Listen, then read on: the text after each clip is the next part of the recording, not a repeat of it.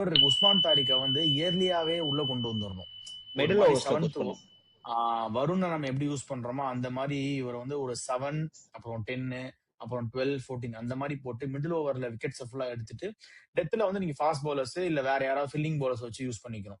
இவங்க என்ன பண்றாங்கன்னா நம்ம பும்ரா நம்ம சாரி நம்ம பும்ரா கிடையாது, சிஎஸ்கேல பத்திரானாவை என்ன பண்றாங்களோ அதே மாதிரி இவங்க 12 14 16 18 அப்படி யூஸ் பண்ண பாக்குறாங்க உஸ்மான் தாரிக்க.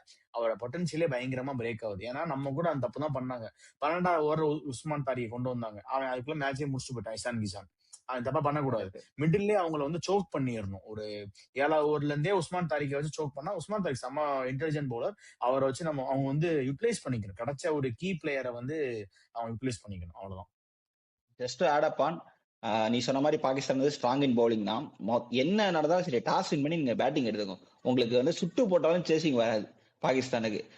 உங்களுக்கு தொக்கா ஒருத்த மாட்டுறான், அவன் தான் இங்கிலாந்து.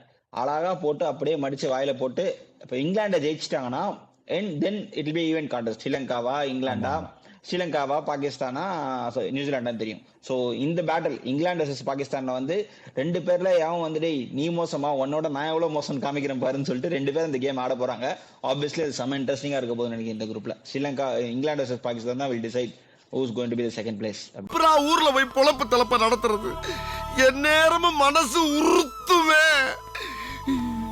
எதுக்குடா நான் சரிப்பட்டு வர மாட்டேன் சொல்லுங்க.